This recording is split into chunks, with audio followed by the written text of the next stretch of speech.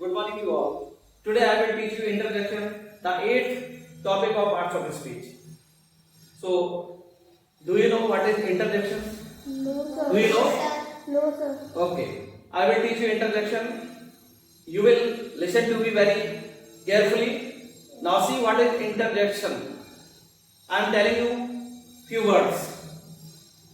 What a wonderful the Taj is. What a grand building. आप suppose कहीं से पास कर रहे हैं, कहीं से गुजर रहे हैं, आपने देखा बहुत बड़ा ग्राउंड है तो कहेंगे what a big ground, what A grand building, what A cool person he is.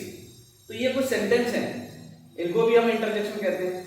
इनमें exclamation mark, interjection mark sentence के एंड में पुट करते हैं, लास्ट में लगता है. ठीक है. कुछ वर्ड्स भी रहते हैं जो एक्सक्लेमेटरी प्रोनाउन होते हैं, जो वर्ड्स रहते हैं उनको भी इंटरजेक्शन बोलते हैं. जैसे हमने बोला oh you are here, alas he has failed this year, bravo we have won the match, hooray we have won the race. तो इस तरह के कुछ सेंटेंस रहते हैं, कुछ वर्ड्स रहते हैं, कुछ फ्रेजेस भी हो सकते हैं. Oh my God where are you, help me. Oh my God where are you. तो ओ माई गॉड क्या एक फ्रेज है.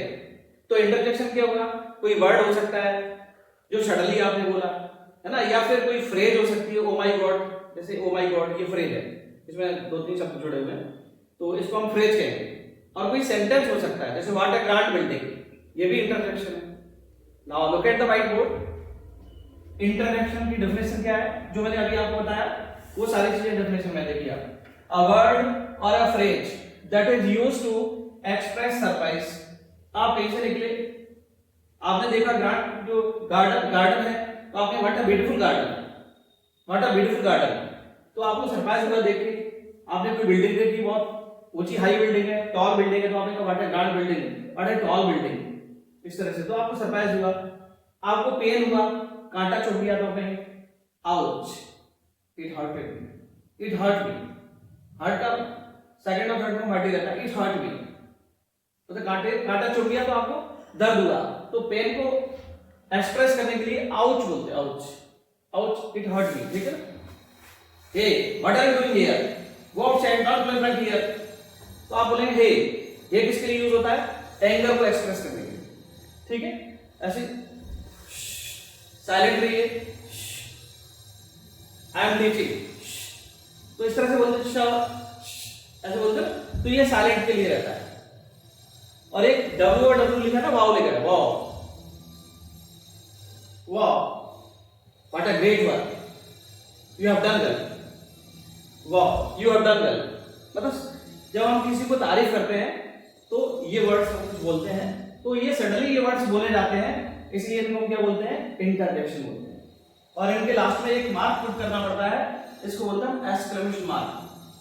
इसको एक्सक्लेमेशन मार्क क्यों बोलते हैं, क्योंकि हम सडन फीलिंग्स को एक्सप्रेस करते हैं, अचानक ये वर्ड्स बोलते हैं. आपने किसी एक्टिविटी को देखा और सडनली आपने कोई शब्द बोल दिया, कोई आपने फ्रेज बोल दी, कोई आपने सेंटेंस बोल दिया, तो वो क्या हो जाएगा, इंटरजेक्शन हो जाएगा. जो सडन बोलते हैं, अचानक बोलते हैं. यूज देखिए इनका कैसे है. फर्स्ट नंबर देखिए, hurray we have won the match. जब आप मैच जीत जाते हैं, मैच जीतने के बाद जैसे मैच फिनिश होता है तो सब चिल्लाने लगते हैं hurray we have won the match, ऐसे बोलते हैं. तो ये हुर्रे क्या है, एक्सक्लेमेटरी वर्ड है, इसके लास्ट में इंटरजेक्शन एक्सक्लेमेशन मार्क लगता है, ये सडनली बोला जाता है. मैच हार जाएंगे तो क्या बोलेंगे, alas I have lost the match, I have lost the match, I have lost my pen. देखिए आपका पेन खो गया, नया खरीद के आए शॉप से, और आपका पेन खो गया तो आप क्या बोले, I have lost my match, I have lost my pen, I have lost the match. Match हार गया, I have lost the match, I have lost the race, I have failed this year, alas I have failed this year. इस तरह से. ठीक है. तो ये grief को एक्सप्रेस करने के लिए alas का यूज होता है. और हुर्रे का यूज किसके लिए होता है, डिलाइट को शो करने के लिए, हैप्पीनेस को शो करने के लिए. ठीक है. थर्ड वन है, इसमें लिखा है आउच. आउच का किसके लिए होता है, जब आपको कोई पेन हो रहा है, कष्ट हो रहा है, पेन को शो करने के लिए, कष्ट को शो करने के लिए आउच का यूज होता है. Ouch it hurts me. जैसे कोई आपको क्या कोई नोच रहा है, आपको पिंच कर रहा है, तो आप कहेंगे आउच इट हर्ट्स मी, इससे मुझे हर्ट होता है. तो ऐसे में आप आउच का यूज करेंगे पेन को एक्सप्रेस करने के लिए. और जो अलास होता है इसको ग्रीफ को एक्सप्रेस करने के लिए इसका यूज करते हैं. हुर्रे का यूज किसके लिए होता है? डिलाइट के लिए होता है, आनंद खुशी के लिए होता है, डिलाइट। ठीक है। नाउ नेक्स्ट है व्हाट। व्हाट का यूज हम किसके लिए करते हैं? जैसे कोई क्वेश्चन है, आपको बताएगा रिजल्ट किसी का, क्या लिखा है इसमें देखो, व्हाट डिड ही फेल, है ना। जैसे आपने मुझसे आके बोला सर मेरी इतनी परसेंटेज आई है, और वो बच्चा आता था पढ़ने के लिए, सर वो फेल हो गया, क्योंकि व्हाट डिड ही फेल, वो तो ठीक पढ़ता था, फेल कैसे हो गया? What did he fail. तो सरप्राइज को एक्सप्रेस करने के लिए व्हाट का यूज होता है। किसके लिए होता है? सरप्राइज को एक्सप्रेस करने के लिए होता है। Splendid, you have done well. Splendid, marvellous, बढ़िया, शानदार, बहुत अच्छा। जैसे आपने कुछ अच्छा किया तो क्या बोलूंगा? Splendid, you have done well. Splendid, you have delivered speech very well. आपने बहुत अच्छा भाषण दिया। स्प्लेंडेड, मार्वलस, फेबुलस, ऐसे ही वर्ड्स होते हैं किसके लिए होते हैं? तारीफ करने के लिए, प्रेज करने के लिए होते हैं। किसके लिए रहते हैं? प्रेज। प्रेज करने के लिए क्या यूज होता है? तारीफ करने के लिए। ठीक है। ओफ, I will never do it again.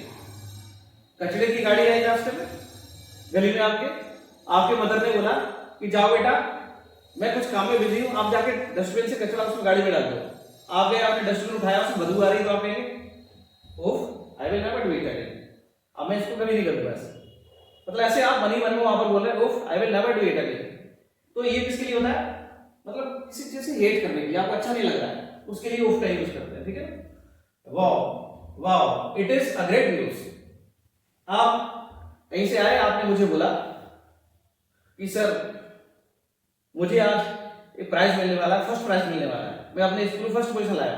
Wow wow, it is great news. मतलब एक हम आपको तारीफ कर रहे हैं, प्रेज कर रहे हैं, इसके लिए भी वाओ का यूज हो जाता है। ठीक है।